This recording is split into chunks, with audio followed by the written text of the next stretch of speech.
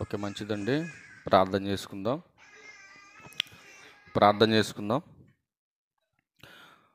సకల ఆశీర్వాదాలకు కారణభూతుడువైన మా తండ్రి, మీ ఉన్నతమైన ఘనమైన శ్రేష్టమైన నామానికి మీ కుమారుడైన క్రీస్తు ప్రభువారి ద్వారా కృతజ్ఞతాస్తుతులు చెల్లిస్తూ ఉన్నాము నాయన.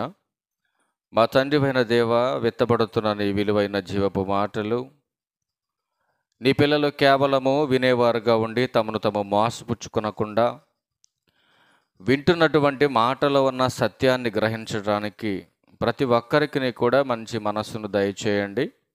చెబుతున్న నేను నా సొంత ఆలోచనతో కాక లేఖనానుసారంగా మాట్లాడడానికి మీ కృపతో జ్ఞానముతో నింపి నడిపించమని అడుగుచున్నాను. ఈ ఆరాధన ముగిసే వరకును కూడా తండ్రి, ఇలాంటి అల్లరును ఆటంకమును లేకుండా మీరే మా అందరికీ తోడుగా ఉండి ఆదరించి నడిపించమని, త్వరలో మా కొరకు రానయ్యున్న మా ప్రభువును మీ ప్రియకుమారుడైన క్రీస్తు యేసు వారి పరిశుద్ధమైన నామములో ఈ ప్రార్థన మనవలన్నీ కూడా అడిగి వేడుకొనుచున్నాము తండ్రి.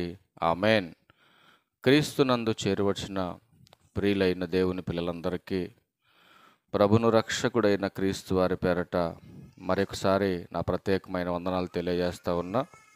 అలాగే ఇంత మంచి సమయాన్ని మనందరికీ దయచేసినటువంటి తండ్రి అయినటువంటి దేవునికి ప్రభు అయిన క్రీస్తు వారి పేరట నా కృతజ్ఞతాస్తుతులు చెల్లిస్తూ ఉన్నాను.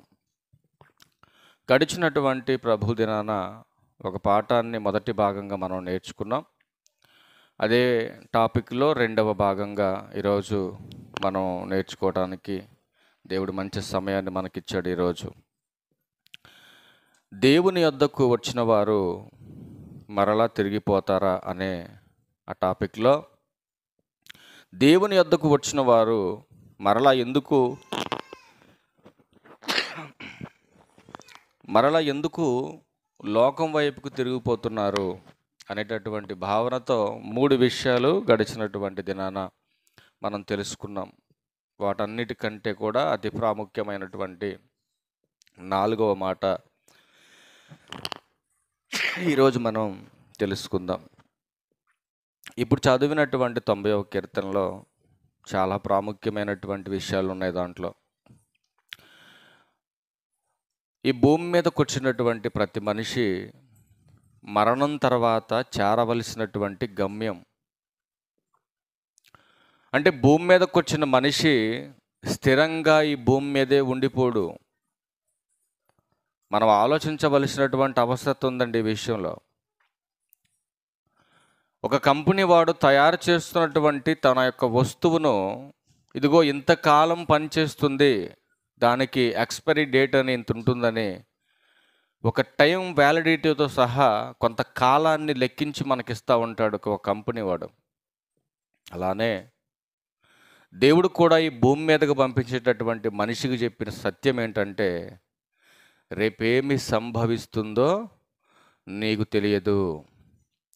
కాబట్టి ఆయన చిత్తం అయితే మనం బ్రతికి ఉన్నప్పుడే ఆయన ఇష్టాన్ని, ఆయన కష్టాన్ని, మనము ఆయన చిత్తాన్ని నెరవేర్చేవారుగా ఈ భూమి మీద బతకాలన్నదే దేవుని యొక్క ముఖ్య ఉద్దేశమై ఉంది.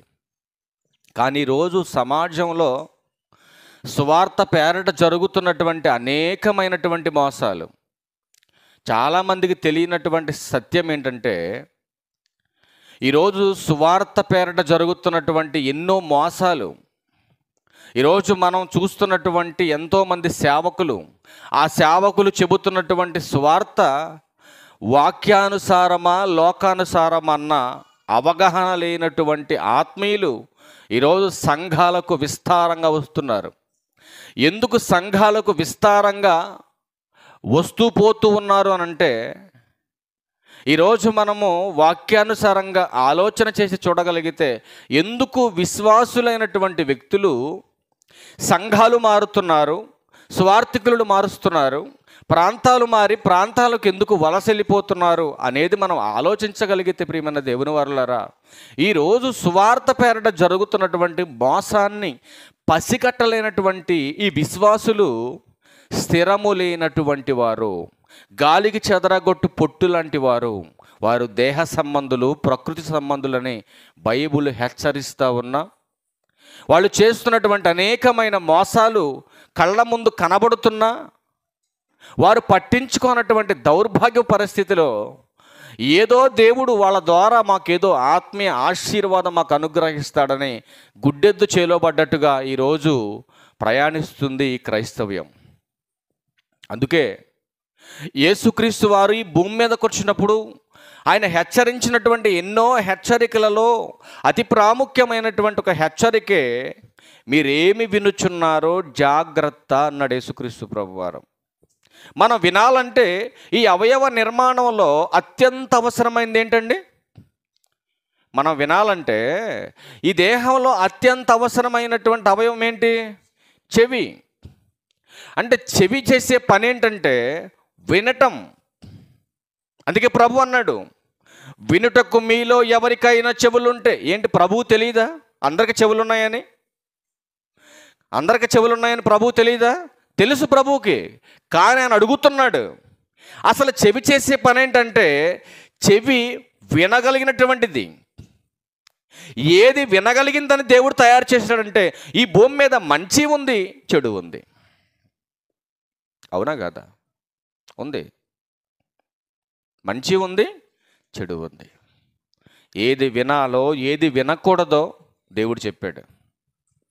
కానీ ఈ మనిషికి సత్యానికి బదులు అసత్యాన్ని వినటానికి అలవాటు పడిపోయాడు.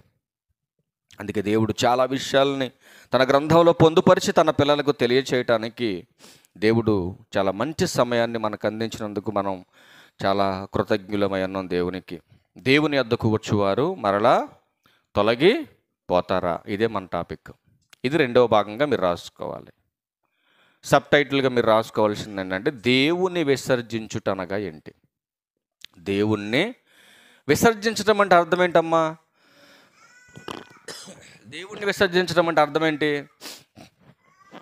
వదిలివేయటం, దూరం చేసుకోవటం, విడిచిపెట్టటం. ఈరోజు దేవుని దగ్గరకు వచ్చిన వారు ఎందుకు దూరం అయిపోతున్నారు దేవునికి అంటే, గడిచిన వారంలో మనం చాలా విషయాలు తెలుసుకున్నాం. వారిలో సరైన విశ్వాసం లేకపోవటం, సరైనటువంటి వాక్య పరిజ్ఞానం లేకపోవటం, వారిలో ఏదో లోక సంబంధమైనటువంటి చేదైన వేరు మొలచటం వలన వారు దేవుణ్ణి విసర్జించారు అనే భావనలో 3 విషయాలు మీకు చూపించడం జరిగింది. ఏంటో 3 విషయాలు? రాసుకున్న బుక్ చూడకుండా చెప్పండి 3 విషయాలు ఏంటో. దేవుణ్ణి విసర్జించినటువంటి ఆ స్వభావంలో ఏ స్వభావం ఉంటే దేవుణ్ణి విసర్జించి వెళ్ళిపోతారు అనేటటువంటి భావనలో 3 విషయాలు మీకు చూపించాను. 1, ఇతర దేవతలను పూజించటం ద్వారా. 2వది, నీతిని విడుచుట ద్వారా. 3వది, ఆజ్ఞను గైకొనకపోవటం వలన. ఈ 3 లక్షణాల వలన మనిషి దేవుణ్ణి విసర్జించి వెళ్ళిపోతున్నట్టుగా ప్రవచనాధారంగా ఇశ్రాయేలీలు చూపించాడు. ప్రవచనాధారంగా ఇశ్రాయేలీని చూపించినటువంటి దేవుడు మనల్ని హెచ్చరిస్తున్నట్ట కాదా మీరు చెప్పాలి. అందుకే అన్నాడు కదా, వారు ఆశించిన ప్రకారం మీరు ఆశించొద్దు, వారు చేసిన ప్రకారం మీరు చేయొద్దు. ఎందుకంటే వారు చేసినవి, ఆశించినవి వారిని నష్టములోకి పంపించాయి, నాశనంలోకి పంపించాయి. అసలు ఈ భూమి మీద లేకుండా వారిని పతనంలోకి తీసుకెళ్ళిపోయాయి. అట్లాంటి పరిస్థితి పరిశుద్ధులైన మీకు ఉండకూడదన్న భావంతోనే ఈ సత్యాన్ని మీ ముందుకు తీసుకొస్తున్నాడు దేవుడు.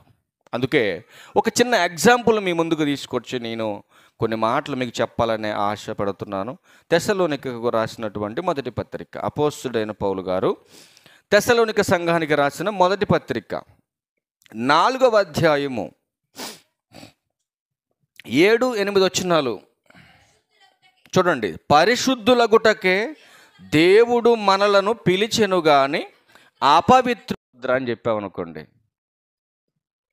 ముట్టుకుంటే కాలుద్దని ఎప్పుడు తెలుస్తుంది మనకి? కాలిన తర్వాత తెలుస్తుంది మనకి. దేవుడికి ముందే తెలుసు ముట్టుకుంటే కాలుద్దని. ఆదామ వాళ్ళ దగ్గరికి వెళ్ళామనుకోండి, మనం ఫలాన్ని తెంపటం వల్ల వచ్చిన నష్టమేం లేదు, ఫలాన్ని తినటం వల్ల వచ్చిన నష్టమేం లేదు. కానీ అక్కడ ఇంపార్టెంట్ పాయింట్ ఏంటంటే దేవుడు చెప్పింది అతిక్రమించటం. ఇదిగో ఇది చెయ్యొద్దు అని దేవుడు ఆజ్ఞాపించిన తర్వాత నేను చేస్తా అని నువ్వు చేసావు అనుకోండి, దాన్ని ఏమంటారు? అమ్మా, ఇప్పుడు దేవుడు ఆదివారం ఆరాధనకు రావాలి మీరు అందరూ అని చెప్పాడు, ఈరోజు మీరు రావట్లేదు, మరి దీన్ని ఏమంటారు? ఆజ్ఞ అతిక్రమం. ఆజ్ఞ అతిక్రమించడం వల్ల మనకేమొచ్చుద్దని చెప్పింది బైబిల్ మనకి? పాపం అన్నాడు. పాపం వలన ఏమొచ్చుద్దని మళ్ళీ చెప్పాడు, అంతే కదా. ఆరాధన మానేస్తే ఆత్మకు తప్పదు నిత్య నరకం. తెలుసా మనకిది? ఆరాధన మానేస్తే ఆత్మకు తప్పదు నిత్య నరకం. అందుకే అజ్ఞారదు, పురుగు చావదు. ఇదంతా ఒకటైతే ఆయన చెబుతున్నాడు, మీరు పరిశుద్ధులుగా ఉండటానికి సంఘానికి పిలిచాను, నేను అపవిత్రులుగా ఉండటానికి వీలు లేదు. ఒక మనిషి అపవిత్రుడుగా మార్చడానికి గల కారణాలేంటి? ఒక మనిషి పరిశుద్ధుడుగా ఉన్నటువంటి మనిషి అపవిత్రుడుగా మారిపోవటానికి కారణాలేంటి చెప్పాలా? ఏంటవి? ఒక మనిషి అపవిత్రుడుగా మారిపోవటానికి గల కారణాలు ఏంటి, లక్షణాలు ఏంటి చెప్పండి సార్. కారణాలంటే మీకు అర్థం కాకపోవచ్చు ఆ ఓడు, కానీ లక్షణాలు ఏంటి? లోకంలో ఉన్న శరీర కోరికలు. ఒక మనిషి అపవిత్రుడుగా మార్చడానికి, మారిపోవటానికి కారణం ఏంటంటే లోక మర్యాద. ఆ లోక మర్యాదను అనుసరించటానికి మనిషి అపవిత్రుడుగా మార్చబడుతున్నాడు. అలా అపవిత్రపరచబడినటువంటి మనిషి తన పరిశుద్ధతను కోల్పోవటానికి 8వ వచనంలో ఆయన మాట్లాడుతున్న మాట చూడండి. కాబట్టి ఉపేక్షించువాడు మనుషుని ఉపేక్షింపడు గాని. చూశారండి, మనుషుల్ని వదిలిపెట్టుకోరు. ఈరోజే రాజకీయ పార్టీ మీటింగ్లో ఉన్నాయి అనుకోండి, ఇప్పుడు మందిరానికి వస్తామా, మీటింగ్కి వెళ్తామా? ఈరోజే డ్వాక్రా గ్రూప్ లోన్లు వస్తున్నాయి అనుకోండి, డ్వాక్రా గ్రూప్ సంఘం అంతా అక్కడికి పోతే ఇక్కడికి వస్తారా? ఈరోజు అంగన్వాడీలో గుడ్లు పంచుతున్నారు అనుకోండి, అక్కడ పోతారు ఇక్కడికి వస్తారా? ఈరోజే ఉచితంగా ఏదైనా సరుకులు పంచుతున్నారు కొర్ల మండలం అని చెప్పండి, ఇక్కడికి వస్తారా అక్కడ పోతారా? చెప్పాలా? అందుకే దేవుడు ఎవరు రాయించాడు బైబిల్లో? ఉపేక్షించువాడు. మనిషిని ఉపేక్షించడం అంటే మనిషిని విడిచిపెట్టుకోడు, మనిషిని దూరం చేసుకోడు. అసలు మనిషిని నమ్మొద్దురా బాబు అని బైబిల్ చెప్పింది. ఎందుకంటే వాడు కొంతసేపు కనబడి అంతలో మాయమైపోతాడు. కానీ మనం ఎవరు నమ్ముతాం? నిజాన్ని నమ్మం, అబద్ధాన్ని నమ్ముతాం. మనం సత్యాన్ని అనుసరించం, అసత్యాన్ని నమ్ముతాం. దేవుణ్ణి నమ్మం, మనిషిని నమ్ముతాం. ఏ రోజు నువ్వు నమ్ముకున్నదంతా కూడా ఒక మాయ, నీ కళ్ళ ముందంతా మాయమైపోతుంది ఒకరోజు. అందుకే ఉపేక్షించువాడు మనిషిని ఉపేక్షింపడు కానీ మీకు తన పరిశుద్ధాత్మను అనుగ్రహించిన దేవునినే ఉపేక్షించుచున్నాడు.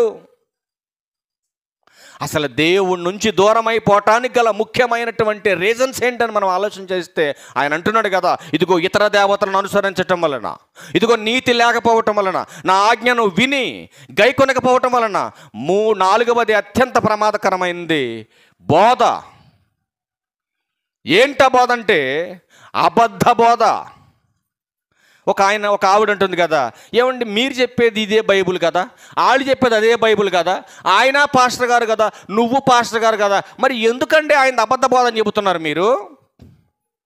నువ్వు తెలుసుకోవాలి, మరి నువ్వు తెలుసుకోవాలి. అదే మరి ఒక పంట చేనుకు చీడ ఎంత ప్రమాదమో మనకు తెలుసా తెలియదా? ఇప్పుడు పంట చేనుకు చీడ పట్టిందండి, పురుగు పడింది, రైతు వెళ్ళి చూశాడు, ఇప్పుడే స్టార్టింగ్ స్టేజ్లో ఉంది. ఏం చేస్తాడు రైతు? అమ్మ భలే పడిందిరా పురుగు, పెడితే పడిందిలే అని వదిలేస్తాడా? మందు తేటానికి ముందే ఆ చూసిన పురుగుల్ని కొన్నైనా చంపాలన్న భావంతో గబగబ కిందకు దిగి చేతికి దొరికిందాలు చంపుతాడా? ఆ తర్వాత తన వల్ల కానటువంటి ప్రయాస, అప్పుడు మెడికల్ షాప్కి వెళ్ళి, మందుల షాప్కి వెళ్ళి మందు తీసుకొచ్చి చేనంతా స్ప్రే చేస్తాడు. ఏమంటే పురుగు పడిన చోటే కొడతాడా? అంతా కొడతాడు. ఎందుకు? తన పంట చేను పాడవకూడదని పంటకు పట్టిన చీడను ఏం చేశాడు? చంపేశాడు. ఇదందరూ క్లారిటీ వచ్చింది కదా మీకు? మరొక మాట చెబుతా. తినే ఆహారం ఏమండి, ఏది పడితే అది తింటాం మనం? ఏది పడితే అది తింటామా? తినే ఆహారం కూడా ఈరోజు కల్తీ అయిపోయింది. ప్రియమైన దేవుని వర్లారా, మీరు ఆలోచన చేయండి. తినే ఆహారం కూడా ఏది పడితే అది తింటే దేనికి ప్రమాదం? తినే ఆహారం ఏది పడితే అది పరీక్షించకుండా తింటే దేనికి ప్రమాదం? దేహానికి ప్రమాదం. తినే ఆహారం కూడా దేనికి చేడంత ప్రమాదమో, కల్తీ ఆహారం దేహానికి ఎంత ప్రమాదమో, అబద్ధ బోధ కూడా ఆత్మకు అంతే ప్రమాదం. ప్రియమైన దేవుని వర్లారా, మీరు గమనించాలి సత్యం ఏంటది? మూడవది, అబద్ధ బోధ ఆత్మకు చాలా ప్రమాదం. అంటారా కాదంటారా? ఇప్పుడు బంగారం షాప్కి వెళ్ళాం, ఒక ఆభరణం కొనాలి. ఎంత జాగ్రత్తగా చెక్ చేసుకుంటాం మనం, మీరు ఆలోచించండి. అవునా కాదా? అవునా కాదా? చాలా జాగ్రత్త చెక్ చేసుకుంటాం. అలాగే ప్రభువారు చెబుతున్న మాట, అబద్ధ ప్రవక్తలను గురించి జాగ్రత్త పడండి అని అక్కడ చెబితే యోహాను గారు అంటున్నాడు, జాగ్రత్త పడటమే కాదురా నాయన, పరీక్షించు. ఈరోజు మీ ప్రాంతానికి వచ్చి సువార్త చెబుతున్నటువంటి సేవకుడు వాక్యానుసారమైన బోధ చెబుతున్నాడా, లోక సంబంధమైన బోధ చెబుతున్నాడా? ఈరోజు చెప్పవలసినటువంటి బోధ స్వస్థత బోధ కాదు. ఈరోజు చెప్పవలసింది నువ్వు. వచ్చే వారం దాని గురించి మాట్లాడదాం. చాలా అద్భుతమైన టాపిక్ అది, చాలా అద్భుతమైన టాపిక్. ఈరోజు జరుగుతున్నటువంటి మోసాలు, ఈరోజు చేస్తున్నటువంటి ఎన్నో మోసాలు, మనం చాలా మోసపోతున్నామని దేవుడు ముందుగానే మన కోసం రాయించినటువంటి మాటలు. అందులో 5వ వచనం అంటాడు కదా, వారు లోక సంబంధులు కనుక అంటున్నాడు. చాలామందికి చెబితే అర్థం కాదు ఈ మాటలు. ఇన్రాళ్ళు మా అయ్యగారిని తప్పు అంటావా? మా అయ్యగారు స్వస్థతలు చేస్తుంటే, మా అయ్యగారు అనేకమైనటువంటి స్వస్థత వరాలు కలిగి ఉంటే మా అయ్యగారిని అవమానిస్తావా, నిందిస్తావా? లేరు అలాంటి వాళ్ళు ఇవాళ. మా అయ్యగారు ఏ వరం కలిగినోడు? ఏ వరం కలిగినోడు? స్వస్థత వరం కలిగినోడు. ఎవడిచ్చాడు నీకు ఆ వరం? స్వస్థత వరం ఎవడిచ్చాడండి ఆయనకి? నిజంగా దమ్మున్నోడైతే అక్కడక్కడ చేయటం కాదు, హాస్పిటల్ దగ్గర చేయమని వెళ్ళి. నిజంగా మీకు స్వస్థతలు చేసే దమ్ము మీకుంటే, ఎంతోమంది అనారోగ్యంతో డబ్బులు పెట్టుబడి పెట్టలేక ఎన్నో ప్రాణాలు పోతున్నాయి హాస్పిటల్లో. హాస్పిటల్ దగ్గర కూర్చొని చేయండి వెళ్ళి. మంచిదే కదండి, అది మంచిదే కదా. సంఘాల్లో వాక్యం తెలియని అమాయకుల్ని మోసం చేయడం కాదు మీరు చేసేది. నిజమైన టాలెంట్ మీలో ఉంటే, నిజమైన అద్భుతాలు స్వస్థతలు క్రీస్తు పేరున మీరు చేయగలిగితే హాస్పిటల్ దగ్గరికి వెళ్ళండి. ఎందుకు అమాయక ప్రజలను మోసం చేసి దేవుని నామానికి అవమానం తీసుకొస్తున్నారు ఈరోజు చాలామంది? మీరు ఆలోచన చేయండి. మోసపోతున్నవాడు ఉన్నంత కాలం మోసం చేసేవాడు పేట్రెగిపోతానే ఉంటాడు ఈ సమాజంలో. చాలామంది తెలియదండి వాక్యం. ఒక విషయం మీరు ఆలోచన చేయగలిగితే, నేను చాలా క్లారిటీ చెబుతున్నాను, చాలామంది సేవకుల బోధ విన్నాను నేను చాలా చోట్ల. ఖాళీగా ఉన్నప్పుడు ఊరుకున్నాను, ఏ సేవకుడు ఏ బోధ చేస్తున్నాడు అన్నీ చెక్ చేస్తూ ఉంటా కూర్చొని. ఈరోజు బైబుల్ పట్టుకొని బోధ చేస్తున్నటువంటి సేవకులందరిలో కనీసం ఒక 10% మాత్రమే వాక్యానుసారంగా బోధ చేస్తున్నారు. మిగతా 90% ఫేకు. వాక్యం తెలియకుండానే ఈ రోజున సేవకులు అయిపోయారు, రెవరెండ్లు అయిపోయారు, బిషప్లు అయిపోయారు వాళ్ళ సమాజంలో. ఎవ్వరికి పూర్తిగా వాక్యం తెలియదు,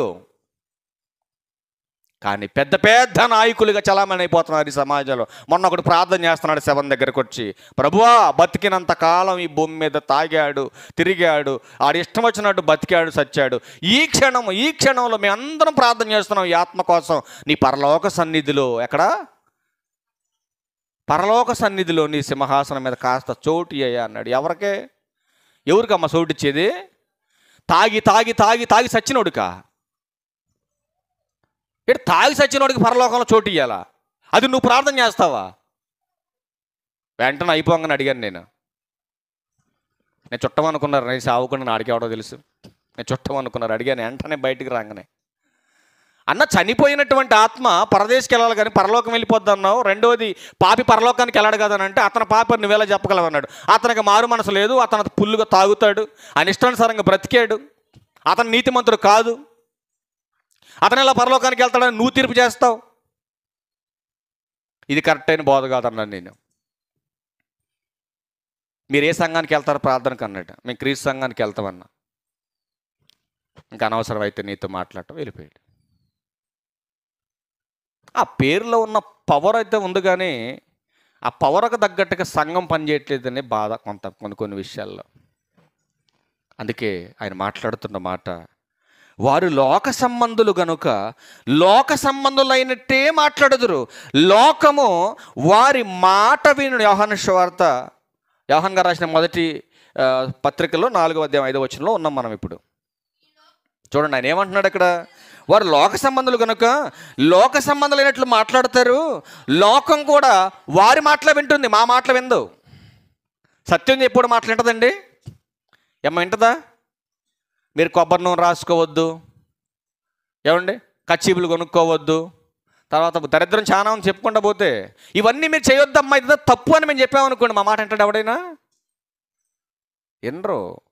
ఇప్పుడు ఆ పాస్టర్ గారు ఆహ్వానం పలికాడు, మీకు అప్పుల సమస్యలా, లేకపోతే ఇంకా సంతానాలేమే, లేకపోతే కాళ్ళు నొప్పులా, మోకాళ్ళ నొప్పులా, తలకాయ నొప్పులా, ఆ నొప్పులా, ఈ నొప్పులా, దానికా దీనికి, అసలు స్వస్థత దేనికండి?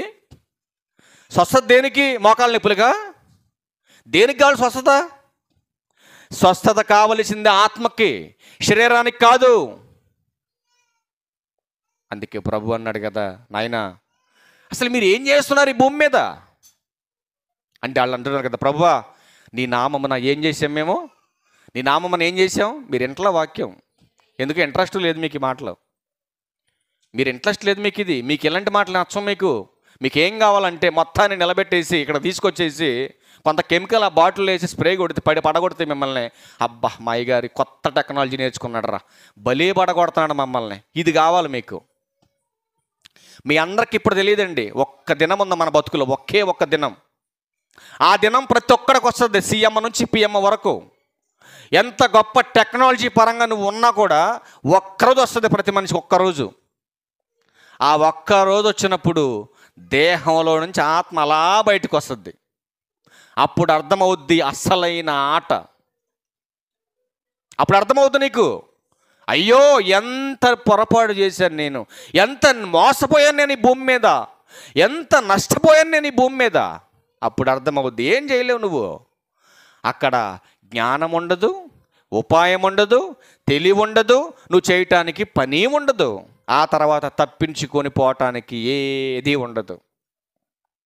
అందుకే బతుకున్నప్పుడే మనం ఏదైనా చేయాలి ప్రియమైన దేవుని వారు. ఇక్కడ అందుకంటున్నాడు, ఇదిగో దేవుని నుంచి తొలగిపోవటానికి 4వ రీజనే అబద్ధ బోధ. త్వరగా 4 మాటలు చూసి క్లోజ్ చేద్దాం. పిలిపిలికి రాసిన పత్రిక 4వ అధ్యాయం 3వ అధ్యాయం అపోస్తలుడైన పౌలు గారు పిలిపి సంఘానికి పత్రిక రాస్తూ 3వ అధ్యాయం 18వ వచనంలో ఒక సంగతిని సంఘానికి తెలియజేస్తున్నాడు.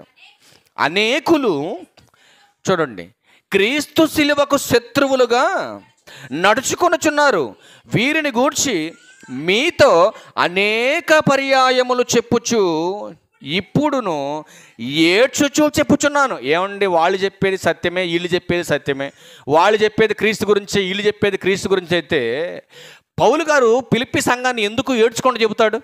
మీరు ఆలోచన చేయండి ఒకసారి. పౌలు గారు ఏమంటున్నాడు? అనేకులు క్రీస్తు శిలువకు శత్రువులుగా మారిపోయారు. ఎందుకు మారిపోయారు వీళ్ళంతా? దేనికోసం మారిపోతున్నారు వీళ్ళంతా అంటే, అపవాది చేస్తున్నటువంటి పని. పేరుకు పరిశుద్ధులే, కానీ పరిశుద్ధమైనటువంటి ప్రవర్తనలో అపవాది చేస్తున్న మాయాజాలం ఇది.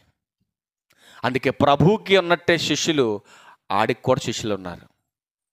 వాళ్ళు చెప్పేది అదే బోధ, వీళ్ళు చెప్పేది అదే బోధ అని మీరు అనుకుంటున్నారు. కానీ బోధ ఒక్కటిగా జరగట్లేదు ఈ భూమి మీద, 2గా జరుగుతుంది బోధ. ఒకటి ఆత్మకు కావలసిన బోధ, రెండవది దేహానికి అవసరమైన బోధ. ఈరోజు సంఘాలకు సమాజం ఎందుకు వస్తుందంటే, దేహానికి కావలసిన బోధకు ఆకర్షణీయంగా వెళ్ళిపోతున్నారు. ఇవాళ ఆత్మకు కావలసినటువంటి బోధ కోసం ఎవడు ప్రయాసపడట్లేదు. మీరు ఆలోచన చేయండి.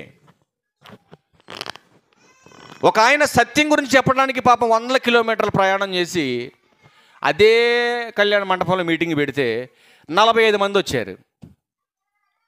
మరొక ఆయన అదే కళామందిరంలో మీటింగ్ పెట్టాడు, 4000 మంది వచ్చారు. మీరు ఆలోచన చేయండి, దీని గురించి ఆలోచన చేయండి. 40 మందికి 4,000 మందికి ఏమైనా సంబంధం ఉందా? అంటే ఇప్పుడు 4,000 మందిని ఆహ్వానించిన సేవకుడే వీళ్ళ దృష్టిలో ఎవరు గొప్పోడు? ఇప్పుడు 40 మంది వచ్చారు, 400 కిలోమీటర్ల నుంచి పోయాడు కారు వేసుకొని పాపం మహానుభావుడు. కానీ తీరా అక్కడికి వెళ్ళి చూస్తే 45 మంది వచ్చారంట వాళ్ళు. ఎందుకంటే వాడిలా ఈయన మోసం చేయలేడు, అతనిలా ఇతను అబద్ధ బోధన చేయడు, అతనిలా ఇతను డబ్బును గొంజడు, ఉన్నది ఉన్నట్టు సత్యాన్ని చెబుతాడు. క్రీస్తు సైనికుడుగా అలుపెరగన యోధుడుగా ముగ్గురున్న సత్యాన్ని చెప్పిపోతాడు. కానీ అబద్ధ బోధ వింటున్నటువంటి మనుషులు మోసపోతున్నారని ప్రభువు చెబుతున్నాడు. విశ్వాసులైతే పర్లేదు, కానీ విశ్వాస భ్రష్టులు కాకుండా ఉండటం కోసమే పౌలు తిమోతికి రాసినటువంటి పత్రికలో చెప్పాడు, ఇదిగో మీరందరూ విశ్వాసులే, విశ్వాసంతోనే మందిరానికి వస్తున్నారు, విశ్వాసంతోనే స్వార్థ వినటానికి వస్తున్నారు, విశ్వాసంతోనే దేవుణ్ణి నమ్ముకున్నారు, ఓకే బాగుంది. కానీ మీ విశ్వాసంలో మీరు భ్రష్టులు కాకూడదు అన్న కాన్సెప్ట్తో ఈ మాట చెబుతున్నారు. చూద్దాం ఒకసారి ఆ మాట, ఎందుకు భ్రష్టులు అయిపోతున్నారు. మళ్ళీ వద్దాం ఇక్కడికి. తిమోతి గారికి రాసిన మొదటి పత్రిక 4వ అధ్యాయం ప్రారంభ 2 వచనాలు చూడండి, ఎందుకు వాళ్ళు భ్రష్టులు అయిపోతున్నారు. అయితే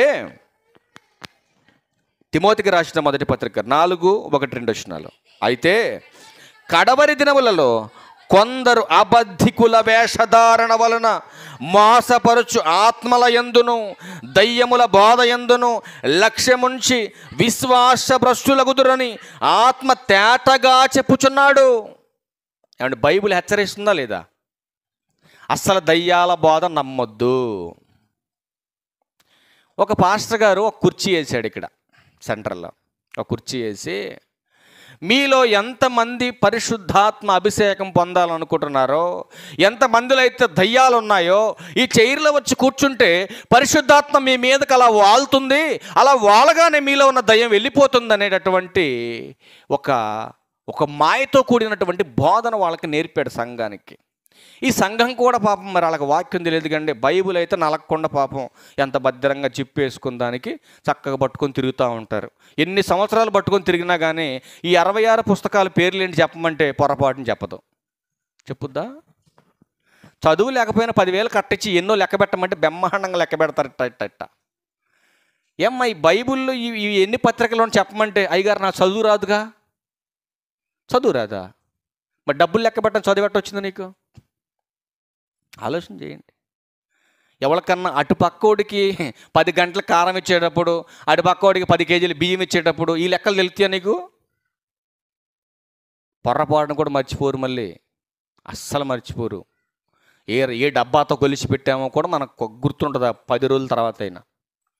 కానీ 10 సంవత్సరాల నుంచి బైబిల్ పట్టుకొని తిరిగిన అసలు ఈ కొత్త నిబంధనలు ఎన్ని పుస్తకాలు ఉన్నాయి, పాత నిబంధనలు ఎన్ని పుస్తకాలు ఉన్నాయి, వాటి పేరేంటి చెప్పుండమ్మంటే ఇలక తోలు తెచ్చి, చెప్పండి సామెత భలే ఉంటుంది అది, ఇలక తోలు తెచ్చి ఎన్నాళ్ళు ఉతికినా నలుపుగా తెలుపు, అవునా? నలుపే కానీ తెలుపు కాదు. అట్టాగే మనం కూడా అంతే. ఎన్ని సంవత్సరాలు బైబిల్ పట్టుకొని తిరిగినా కూడా ఇందులో ఉన్న 66 పుస్తకాలు మనం చచ్చిపోయేదాకా కూడా మనకు తెలియదు. అవునా? కాదా? ఇప్పుడు బర్రన ఎవరన్నా వచ్చేసి అమ్మ వంటగదులు ఏమేమి సామాన్లు ఉన్నాయని అడగండి, మీ ఆయనకి తెలియనన్ని సామాన్లు అందులో ఉంటాయి. కానీ ఒక్కటి మిస్ అయినా కూడా నీ ప్రాణం గిలగిలగిల్లాడిపోద్ది. ఆ ఇంట్లో ఉందా, ఈ ఇంట్లో ఉందా, ఆ ఇంట్లో ఉందా? అవునంటారా కాదంటారా? మీరు చెప్పాలా? చిన్న టీ గ్లాసు కాకెత్తుకుపోయినా 10 సార్లు ఆలోచన చేస్తా, ఏమైపోయింది టీ గ్లాసు, అవునా కదా? కానీ బైబిల్లో ఒక పేపరు తిరగేసి చదవలేని దౌర్భాగ్య బతుకునేది పేరు క్రైస్తవం. మళ్ళీ ఈ బైబిల్లో ఉన్న సందర్భాలు మనకు తెలీదు. అందుకే ఆయన అంటున్నాడు కదా, చాలా చక్కటి మాటలు చెబుతున్నాడు, చాలా చక్కటి మాటలు. ఏం మాట్లాడుతున్నాడు ఆయన చూద్దాం. అయితే కడవరి దినములలో కొందరు, చూడండి, అబద్ధికుల వేషధారణ వలన మోసపరచు ఆత్మల యందును దయ్యముల బోధ యందును లక్ష్యముంచి విశ్వాస భ్రష్టులగుదురని ఆత్మ తేటగా చెబుతున్నది. కానీ మనకే బోధ కావాలి? దయ్యం బోధే కావాలి మనకి. ఏమంటే దెయ్యం బోధ ఆత్మకు సంబంధించిందా, దేహానికి సంబంధించిందా? మీరు చెప్పాలా? ఇదే బోధ ఏ పేరట జరుగుతుంది ఈ బోధ అంతా? ఎవరి పేరట జరుగుతుంది ఈ బోధ అంతా? అబ్రహాం గారి పేరనా? ఇస్సాక్ గారి పేరున, సంసోన్ గారి పేరున, ఎవరి పేరున జరుగుతుంది అబద్ధ బోధ? క్రీస్తు పేరటే జరుగుతుంది. కానీ అనేకులు వారి పోకిరి చేష్టలు అనుసరిస్తారంట. అనేకులు, కొందరు కాదండి. మరి సత్యాన్ని అనుసరించలేరి? సత్యం అక్కర్లేదు మనుషులకి. అందుకే పౌలు అంటున్నాడు, అనేక పర్యాయములు మీకు చెప్పాను, మోసపోవద్దు, మోసపోవద్దు. చూడండి ఒకసారి ఒక ఫిలిప్పీయులకు రాసిన పత్రిక 3వ అధ్యాయం 19వ మాట చూడండి. 3వ అధ్యాయం 19వ మాటలో చూడండి ఏమంటున్నాడు. ఇట్లాంటి అబద్ధ బోధ చేసేవాడి గురించి చెబుతున్న మాట, నాశనమే వారి అంతం. చూడండి, దేనికోసం అంటే అబద్ధ బోధ? కడుపు కోసం, తిండి కోసం. ఒక మీటింగ్ చూసామండి ఒకరోజు. ఒక మీటింగ్ చూస్తే కనీసం మీటింగ్ స్టార్టింగ్ దగ్గర నుంచి ఒక 30 నిమిషాల పాటు ఇదే గోల. ఏం గోల అంటే, మీ చేతికి ఒక కవర్ ఇచ్చాం, ఆ కవర్లో మీకు తోచినంత కానుక పెట్టి, ఆ కవర్లో మీ ప్రాబ్లం రాసి ఆ చందా పెట్టిలో వేయాలి, ఆ చందా సంచిలో వేయాలి. ఒకవేళ మీ దగ్గర లిక్విడ్ క్యాష్ లేకపోతే ఆ పేపర్ మీద మా స్కానర్ ఉంది, ఫోన్పే ఉంది, గూగుల్ పే ఉంది, పేటిఎం ఉంది, దరిద్రమంతా అందులోనే ఉంది. అందులో మీ విలువైనటువంటి అమూల్యమైనటువంటి చేతులతో దాని మీద స్కాన్ చేసి, దేవునికి ఇచ్చే విషయంలో దేవుడు చిల్లరవాడు కాదు, మీకు తోచినంత ఘనంగా ఇవ్వండి. ఒకప్పుడు ఇదే పరిస్థితి. నేను ఒక మందిరంలో కూర్చున్నప్పుడు చందా పెట్టి దగ్గరకు వస్తా ఉంది, కానీ వేయటానికి నా దగ్గర రూపాయి కూడా లేదు. నేనేం చెప్పిద్దాం అనుకున్న మహాతల్లి. నేను అలాగే చూశాను. పాపం ఏం చెప్పిద్దని అప్పుడు అనుకున్నాను, నా ప్రభువుకి ఇచ్చే విషయంలో నేను తక్కువ దాన్ని కాకూడదు, నా ప్రభువుకి ఇచ్చే విషయంలో అసలు నేను వెనకం చేయకూడదు. ఇదిగో కానుకలు పెట్టి నా ముందు అలా వెళ్ళిపోతున్నప్పుడు ఇదిగో నా ఆత్మ పరితపించిపోయింది. వెంటనే నా మెడలో ఉన్న నాంతాడు 3 కాసులున్నారో 4 కాసుల్లో ఉందంటండి. ఆ నాంతాడు వెంటనే అలా తీసేసి ఆ కానుక పెట్టి అలా వేసానండి. అలా వేయటమేనండి దేవుడు బురద ఇంట్లో ఉన్నటువంటి మమ్మల్ని, తాటాకింట్లో ఉన్నటువంటి మమ్మల్ని అద్దాల భవనంలో నుంచోబెట్టాడు. ఏమన్నా బుద్ధి జ్ఞానం ఉందా ఈ బోధకి? మరి ఎందుకు ఉండదు? అనకూడదు. కానీ సందర్భంలో అక్కడ తిరుపతిలో నిలువుదోపుడు ఇచ్చేవాడు కాదు, ఇక్కడ నువ్వు చేసే సేవకి ఏమైనా సంబంధం ఉందా అంటే సంబంధం ఉంది. అక్కడ వాళ్ళు నిలువుదోపుడు ఇచ్చేస్తారు. అక్కడ ఒంటి మీద వేసుకొని పోయిన బంగారం అంతా అలా తీసి దాంట్లో వేస్తే ఆయన ఏదో ఆశీర్వాదం ఇస్తాడని వాళ్ళకి అన్యులకు ఉన్నటువంటి ఒక ఆచారం అది. ఈరోజు క్రైస్తవులను కూడా మోసం చేస్తున్నటువంటి ఎందరో మోసగాళ్ళు అబద్ధ బోధ చెప్పి, అబద్ధ బోధతో వాళ్ళ దగ్గర ఉన్నటువంటి సొమ్మునంతా రాబట్టుకుంటున్నారు. అందుకే పౌలు గారు అంటున్నాడు, నాశనమే వారంతం. మీరు అనుకుంటారు కదా, సత్యాన్ని చెప్పే అయ్యగారు కనీసం పెట్రోల్కి కూడా డబ్బులు ఉండవాడి దగ్గర. మరి అయ్యగారు చూడు, కియా కారు, ఇనోవా కారు, 3 స్టేర్ల అపార్ట్మెంట్ కొన్నారంట వాళ్ళు. 3 స్టేర్ల అపార్ట్మెంట్ కొట్టి అనేకమైనటువంటి చోట్ల దేవుని మందిరాలు కట్టాలని ఎన్నో స్థలాలు కొన్నారంట. ఎంతో మందికి సహాయం చేస్తున్నారంట వాళ్ళు. మీరిచ్చే ప్రతి రూపాయి విధవరాళ్లకు, వికలాంగులకు, అనాథ పిల్లలకు, ఎంతోమందికి సహాయం చేస్తున్నాను దేవుని పేరట. మీరు వెనకడద్దు, ఏసైండి పుల్లుగా సంచలనండి అన్నారు డబ్బులు. పాపం జనం కూడా పాపం తెలియదు కదండి వాళ్ళకి. తెలిసేంటి వాళ్ళకి? తెలియదు వాళ్ళకి. వాళ్ళు బైబుల్ సందర్భాన్ని ఎత్తుకొని ఏం మాట్లాడుతున్నారు తెలుసండి? సంతోషంగా ఇచ్చేవారు, బైబిల్లో ఉంది కదండి, ఉత్సాహంగా ఇచ్చేవాడు ఆ దేవుడు ప్రేమిస్తాడు, ఉత్సాహంగా ఇచ్చేవారిని. అలా ఇవ్వాలి మీరు. మోటివేషన్ అది నాకు చెప్పడం కూడా రావట్లా, భలే చెప్పిందాము. నాకు చాలా ఆశ్చర్యంగా సేవ్ చేసి పెట్టుకున్న ఆ వీడియో నేను. అట్లాంటి మోటివేషన్ మనకు రాదండి అది. ఎందుకంటే దేహ సంబంధమైనది, అది దయ్యపు బోధ. ఈరోజు చెప్పాలి, దేవుని పని కోసం ఇవ్వాలి, తప్పని నేను అనట్లేదు. కానీ ఇచ్చే పనే బోధ కాదు, ఇవ్వమని చెప్పటమే బోధ కాదు. అందుకే పౌలు అంటాడు, నాశనమే వారంతం. వారు దేనికోసం ఈ పనులు చేస్తున్నారంటే ఆత్మ కోసం కాదు, దేవుని కోసం కాదు వాళ్ళు చేసేది. వారి కడుపే వారికి దేవుడు. కడుపు కోసమేనా ఈ బోధ? అవును, మరి కడుపు కోసమే ఈ బోధ, కడుపు కోసమే ఈ బోధ. అందుకే ఇర్మియా గ్రంథంలో ఒక అద్భుతమైన మాట చెబుతున్నాడు. చూడండి, ఇంకా 2 మాటలు దృష్టిలో వచ్చేద్దాం. ఇర్మియా గ్రంథం ఎంత చెబుతున్న మనుషులు చూడండి ఎలా విశ్వాసఘాతకులుగా మారిపోతున్నారు. ఇర్మియా గ్రంథం 8వ అధ్యాయం 5వ వచనం నుంచి రండి.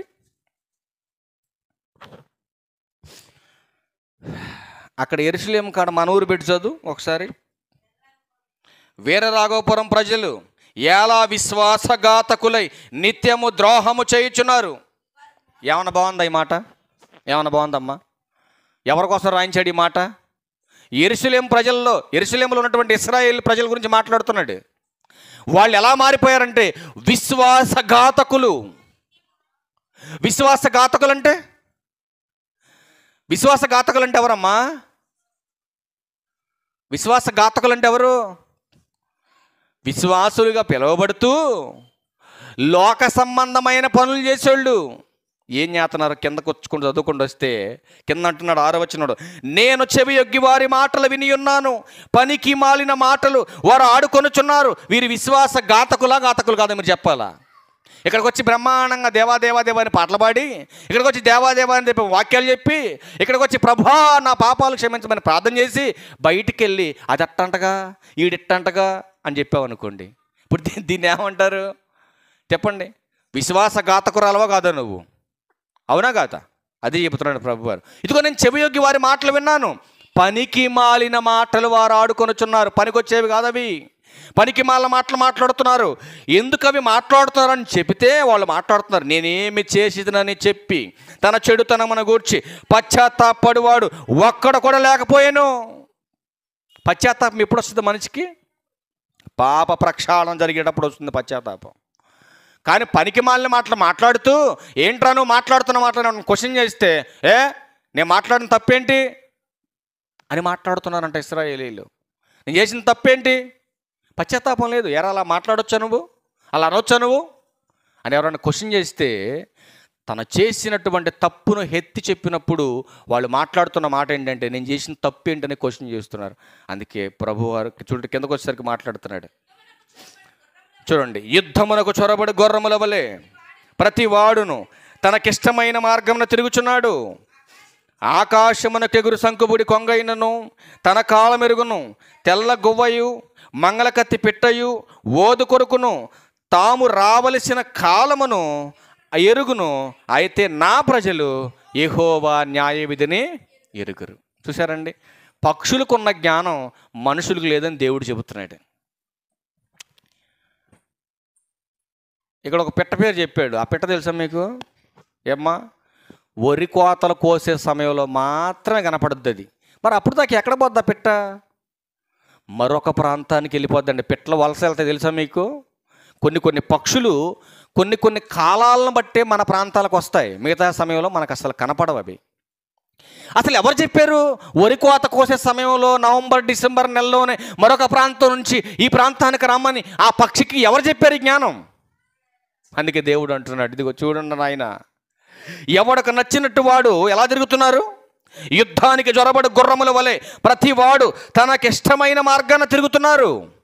కానీ ఎటు తిరిగినా ఏం చేసినా సమయానికి మందిరానికి రావాలన్న ఆలోచన జ్ఞానం ఎవరికీ లేదని మాట్లాడుతున్నాడు దేవుడు. అందుకే ఆకాశమునకు ఎగురు శంఖుబుడి కొంగ అయినను తన కాలం ఎరుగుతుంది. ఎప్పుడు ఎక్కడికి వెళ్ళాలో తెలుసుదానికి. ఓది కొరికే పిట్ట ఉంది. ఆ పిట్టలు కూడా ఏ సమయానికి రావాలో వాటికి తెలిసి పనిచేస్తున్న కాలానికి అనుగుణంగా. కానీ దేవుని పిల్లలకి ఆలోచన లేదు. అలా లేదని ఇర్మియా గారు హెచ్చరిస్తుంటే వాళ్ళు ఏం మాట్లాడుతున్నారు? 8వ వచనంలో, మేము జ్ఞానులమనియు యెహోవా ధర్మశాస్త్రం మా యొద్ద ఉన్నదనియు. చూసారండి, ఏరా బాబు ఎందుకురా మందిరానికి రాకుండా తిరుగుతున్నారు మీరంటే, నాకేమైనా వాక్యం తెలియదు అనుకున్నావా?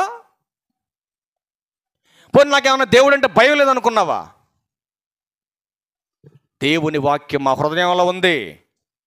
నువ్వు పట్టుకున్న బైబిల్లో ఉందేమో నీ చేతిలో, కానీ దేవుని జ్ఞానం మా హృదయంలో ఉంది. వాళ్ళు మాట్లాడుతున్నారు ఇశ్రాయేలీలు.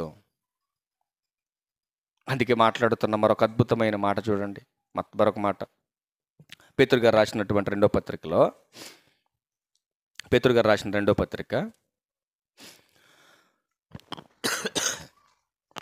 2వ పత్రిక ప్రారంభ వచనాలను చూడండి. 2వ అధ్యాయము చూడండి. మరియు అబద్ధ ప్రవక్తలు ప్రజలలో ఉండిరి, అటువలే మీలోనూ అబద్ధ బోధకులుందరు. వీరు తమ్మనుకొనిన ప్రభువును కూడా విసర్జించుచు తమకు తామే శీఘ్రముగా నాశనము కలుగజేసుకొనుచు నాశనకరమగు భిన్నాభిప్రాయములను రహస్యముగా బోధించుదురు. ఏం బోధిస్తారంటే వీళ్ళు? భిన్నమైనది అంటే అర్థం ఏంటమ్మా? భిన్నమైనది అంటే అర్థం ఏంటి? భిన్నమైనది అంటే అర్థం ఏంటి? ఇప్పుడు గోల్డ్కి గోల్డ్కి ఏంటి తేడా అమ్మా? గోల్డ్కి గోల్డ్కి తేడా ఏంటి? గోల్డ్ ఒరిజినల్, భిన్నమైనది ఏంటి ఇక్కడ? గోల్డ్. అవునా? సత్యమైనది, అసత్యమైనది. ఇది క్లియర్గా మనకు అర్థం కావాలి. ఇప్పుడు భిన్నమైనటువంటి బోధ రహస్యంగా చెప్పవలసినటువంటి అవసరం ఎందుకు వీళ్ళకి? భిన్నమైనది అంటే అసత్యం, అబద్ధం.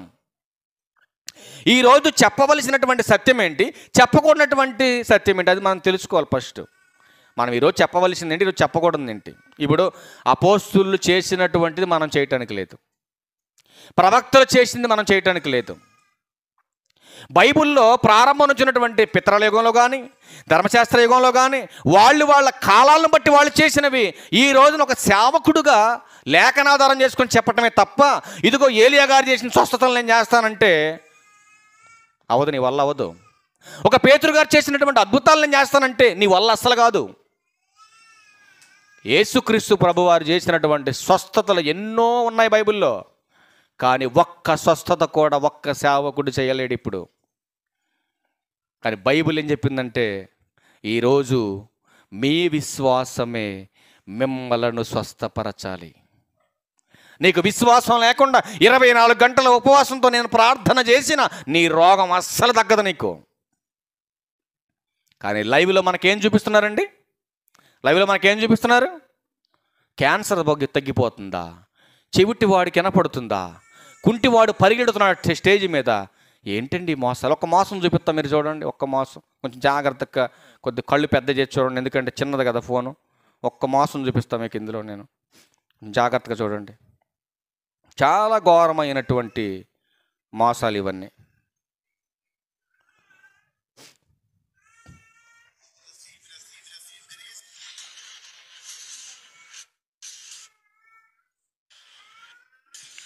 అది చూడండి.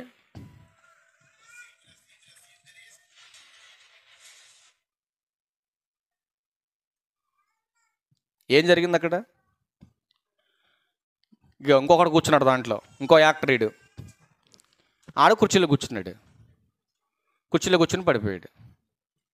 ఇంకొక మోసాన్ని చూపిస్తా చూడండి, చాలా బాగుంటుంది ఈ మోసం. ఇంకా ఇదిగో చూడండి,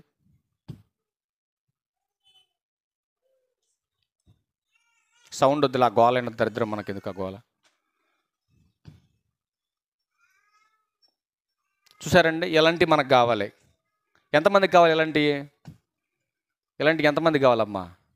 ఒక కుర్చీ వేసి, ఇదిగో ఒక కుర్చీ వేసి కింద కరెంట్ పెట్టి నేను కూడా ఊపుతా మిమ్మల్ని. కూర్చోగానే షాక్ కొడుతుంది, ఆటోమేటిక్గా మీరే లేచి గంతులేస్తారు. ఎంత మోసం అండి, ఇదంతా మోసం. కరెంటు పెట్టలే ఇమ్మట్లేదు కానీ మోసం అది. వాళ్ళు క్రియేట్ చేసుకున్న మనుషులు వాళ్ళంతా యూనిఫామ్ వేసుకున్నారు, అందరూ వాళ్ళ మనుషులే. వాళ్ళ మనుషుల్ని క్రియేట్ చేసి పెట్టుకొని వచ్చిన అనేకమైనటువంటి విశ్వాసుల్ని భ్రష్టు పట్టించడానికి వాళ్ళు చేస్తున్న హిప్నటైజ్, ఇదంతా కూడా మోసం. ఇది ఈ మోసానికి దగ్గర అయిపోయి కనెక్ట్ అయిపోయి మనుషులంతా కూడా ఏంటంటే అబద్ధాన్ని నమ్మటానికి వెళ్ళిపోతున్నారు తప్ప దేవుని యొక్క సత్యాన్ని అనుసరించేవారు లేరు. అందుకే కింద 2వ వచనం అంటాడు కదా, మరియు అనేకులు వారి పోకిరి శాస్త్రాలను అనుసరించి నడుతురు, వీరిని బట్టి సత్య మార్గము దూషింపబడును. 4వ వచనం అంటాడు కదా, 3వ వచనంలో, వారు అధిక లోబులై కల్పనా వాక్యములు చెప్పుచు మీ వలన లాభము సంపాదించుకొందురు. అసలు ఎందుకండి? ఉన్నది చెప్పడానికే మన సమయం సరిపోవట్లేదు, మళ్ళీ కల్పనా వాక్యాలు చెప్పడం ఎందుకు? మీరు ఆలోచించండి. అందుకే ఇర్మియా గ్రంథంలో అంటాడు కదా, ఒక మాట చూద్దాం. ఇర్మియా గ్రంథంలో కల్పనా వాక్యాలు చెబుతున్నారు కదా, వాళ్ళ కోసం ఒక మాట చూద్దాం. 23వ అధ్యాయం 16-17 వచనాలు చూడండి, ఏం చెబుతున్నాడు?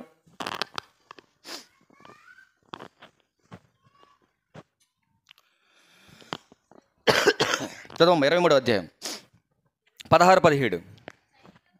సైన్యములకు అధిపత్యగు యెహోవా ఇలాగు సెలవిచ్చుచున్నాడు, మీకు ప్రవచనములు ప్రకటించు ప్రవక్తల మాటలను ఆలకింపకుడి. ఏం చెప్పాడు దేవుడు?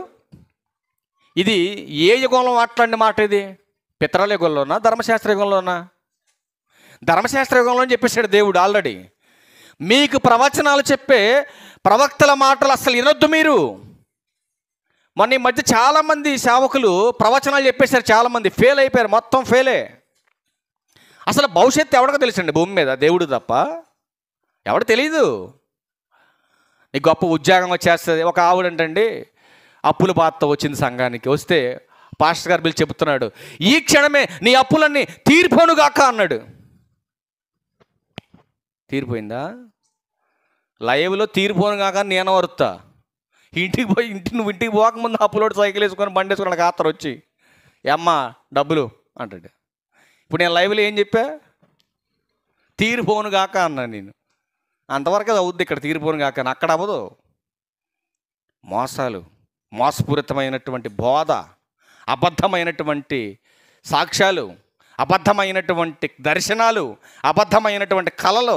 ఈరోజు ఎవడన్నా ఇక్కడికి వచ్చేసి, అమ్మా మీ ఊరిలో చేస్తున్న అయ్యగారు బోధ సరైంది కాదు, ఇదిగో మీ ఊరు వచ్చి ఇదిగో మీ ఊరిలో నన్ను కూడా సేవ చేయమన్నాడు, ఇదిగో మీ ఊరిలో అందరికీ ఇది ఒక భయంకరమైన విపత్తు రాబోతుంది, దాన్ని ఆపటం కోసమే దేవుడు నన్ను పంపించాడు, కాబట్టి నాకు కూడా ఇక్కడ కొంత స్థానం కావాలి, మీ అందరి కోసం 24 గంటలు నేను ప్రార్థన చేస్తా. ఆయన ఉద్యోగం పనిలో పడిపోయి ఒక అరగంట కూడా చేయడు. ఆయన వదిలేసేయండి, ఇదిగో మీ అందరి కోసం నేను ప్రార్థన చేయడానికి మీ ఊరు వచ్చా, 100 కిలోమీటర్లు వచ్చా అని చెప్పి నాకు ఎంతమంది ఇష్టపడతారు ఈ బోధ? నిజమేనంటవా ఏం చెప్పేది? అబద్ధం అంటవా? 100 కిలోమీటర్ల నుంచి మారుమూల ఊరికి, మా ఊరు తెలుసుకొని 100 కిలోమీటర్ల నుంచి ప్రయాణించి ఇక్కడ దాకా వచ్చి మా అందరి గురించి కొన్ని సత్యాలు చెబుతానంటే ఇది వాస్తవమే కాబోలు అనుకుంటాం మనం. అవునా కాదా? అనుకుని ఖచ్చితంగా కనీసం కొంతమంది అయినా ఉంచుదాం ఎవరా పోయేది ఏముంది వింటారా? వింటారు. అందుకే అంటున్నాడు, అనేకులు వారి పోకిరి చేష్టలను అనుసరించి మోసపోతున్నారనే ఇర్మియా గ్రంథంలో ముందుగానే చెప్పించాడు.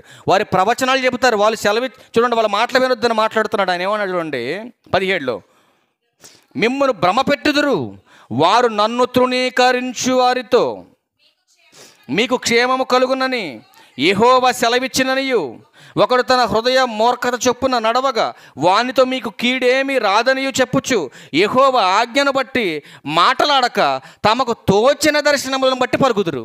ఒకవేళ ఎవడన్నా తప్పు చేసాడు అనుకో, వారు పిచ్చోడా నువ్వు ఆల్రెడీ బాప్తిస్మం పొందావురా, ఆల్రెడీ మారు మనసు పొందావురా, నువ్వు తప్పు చేసినా నీ మీద కీడేమి రాదు అని ఆడు చెప్తాడు. మరి నేనేం చెప్తా?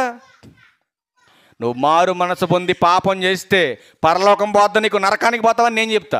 కానీ ఇప్పుడు నీకేమనిపించింది? మైండ్లో క్యాలిక్యులేట్ చేస్తూ ఉంటావు, ఈడేమో నరకం అంటుండో, ఆడేమో పరలోకం అంటుండో, ఇక్కడ పాపం చేసినా పర్లేదంటుండో, ఇక్కడ పాపం చేస్తే చస్తావని చెబుతున్నాడు. ఇప్పుడు ఏఐ గారిని పెట్టుకుందాం మనం.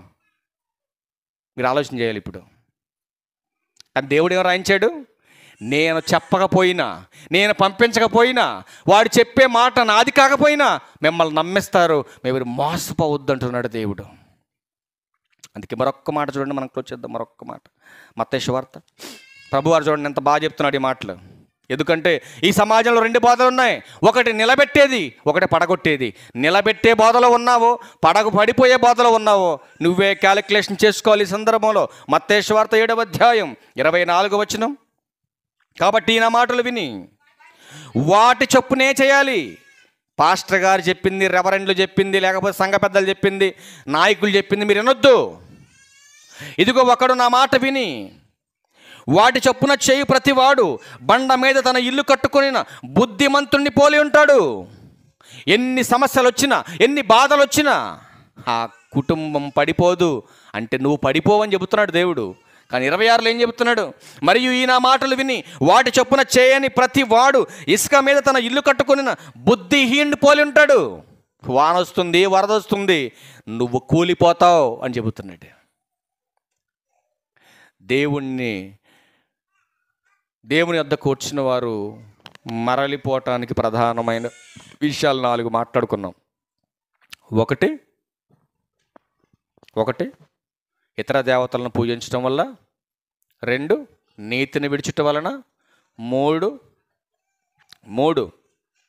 ఆజ్ఞను గైకొనకపోవటం, నెక్స్ట్ 4 అబద్ధ బోధను వినటం వల్ల. దేవుని దగ్గరకు వచ్చే మనం అబద్ధ బోధకు మనం అలవాటు పడిపోతే, శరీరం కోసం మనం పరుగులెడితే రోగం ఖచ్చితంగా నీలో విశ్వాసం లేకపోతే తగ్గదు. బైబిల్ ఏం చెప్పిందంటే నీ విశ్వాసంతోనే నువ్వు ప్రార్థన చేసుకుంటే ఆ రోగి ప్రార్థన తగ్గుతుంది. ఇప్పుడు నాకు విశ్వాసం ఉండాలి, నా దగ్గర విశ్వాసం లేకుండా నేను ప్రార్థన చేస్తే నా ప్రార్థన దేవుడు అన్నాడు వింటాడా? ఆయన ఎందుకు ఏమన్నాడు? నీతిమంతుల ప్రార్థన మాత్రమే నేను వింటాను అన్నాడు. మోసం చేసాడు ప్రార్థన అస్సలు వినడండి. అంత మోసం అది. ఏళ్ళ గోళ్ళు వేసి అరిచి కేకలు పెట్టి సమాజంలో వీడియోల ముందు మంచి మంచి స్టేజీల మీద నువ్వు హడావుడి చేసినంత మాత్రాన దేవుడు వినేసే అంత అమాయకుడైతే అసలు కానే కాదు. నువ్వు గుర్తుపెట్టుకో ఈ విషయాన్ని. అందుకే 1,00,000 మంది మనకు అక్కర్లేదు. సత్యము లేనప్పుడు 1,00,000 మంది మనకు అక్కర్లేదు. ఒక్క ఇద్దరు లేక ముగ్గురు ఎక్కడైతే నా నామమున కూడి ఉంటారో అక్కడ నేనుంటానని చెప్పాడు దేవుడు. అంతేగాని అదిగో 1,00,000 మంది ఉన్న సంఘంలో దేవుడు ఉన్నాడు, ఇదిగో 4,000 మంది ఉన్న సంఘంలో దేవుడు ఉన్నాడంటే అది నీ అమాయకత్వం, అది ఆత్మీయ గుడ్డితనం. ఎందుకంటే సత్యము లేని చోట దేవునికి చోటు లేదు. అందుకే దేవుడిని ఆరాధించేవారు ఎలా ఆరాధించాలి? ఆత్మతోనూ సత్యముతోనూ ఆయనను ఆరాధించాలి. ఆత్మతో సత్యాన్ని అనుసరించకపోతే అది ఆరాధన అసలు కానే కాదు. కాబట్టి దేవుని యొద్దకు వచ్చిన మనం దేవుణ్ణి విడిచిపెట్టి పోవాలంటే ఒకే ఒక్క రీజన్, మరణం తప్ప దేవుని మందిరానికి మనల్ని దూరం చేసేది ఏది మనకు ఆటంకంగా ఉండకూడదు. కానీ బైబిల్ ఏం చెప్పిందో తెలుసండి? మరణం కూడా దేవుని నుంచి నిన్ను వేరు చేయదు. ఇది గుర్తుపెట్టుకోవాలా. మరణం ద్వారా భార్యాభర్తల బంధం దూరం కావచ్చు, మరణం ద్వారా అమ్మా నాన్న బంధుత్వం దూరం కాకపోవచ్చు, మరణం ద్వారా నీ బిడ్డల దూరం అయిపోవచ్చు, నీ జాబ్ దూరం అయిపోవచ్చు, నీ చుట్టూ ఉన్న పరిసర ప్రాంతాల్లో ఉన్న వాటి దూరం అయిపోవచ్చు. కానీ దేవుడు అంటున్నాడు, నువ్వు చనిపోయినా కూడా నువ్వు నా నుంచి దూరం అసలు కాకూడదని మన బైబిల్ మనకు హెచ్చరిస్తూ ఉంది. అట్లాంటి పరిస్థితులు మనకేమైనా వస్తే పౌలు గారు ఆలోచించినట్టుగా, పౌలు గారు నిర్ణయం తీసుకున్నట్టుగా మనము వాటన్నిటిని కూడా ప్రభు నిమిత్తము, ఆయన పునరుత్థాన బలము నిమిత్తము, ఆయనను సంపాదించు నిమిత్తము మనమందరము కూడా ప్రభువుకి దూరం చేసే వాటన్నిటిని పౌలు గారు పెంటతో ఎలా ఎంచుకున్నాడో అలా ఎంచుకున్న వారమైతేనే మనం ప్రభువులో మనం ఏకత్వం కలిగి, ప్రభుతో మనం ఐక్యత కలిగి మరణం తర్వాత నిత్యరాజ్య ప్రవేశాన్ని పొందగలుగుతాం. అలా కాకుండా ఏదో శరీరం కోసం, ఏదో ఈ లోకం కోసం అశాశ్వతమైనటువంటి కోరికలను తీర్చుకోవడానికి దేవుని మందిరానికి వస్తే అది భక్తి కాదు. దాని వలన నీకు నిత్య జీవం ఎప్పటికీ రాదు. ఇది గమనించాలని ప్రభు పేరిట మీకు మనవి చేస్తూ ఉన్నా. సత్యాన్ని గ్రహించండి, అసత్యాన్ని విసర్జించండి. దేవునితో నిత్యము ఆయనతో మమేకమై ఉండాలని ప్రభు పేరిట మీకు మనవి చేస్తూ ఈయన మాటలు ముగిస్తా ఉన్నా. అందరికీ వందనాలు. Thank you.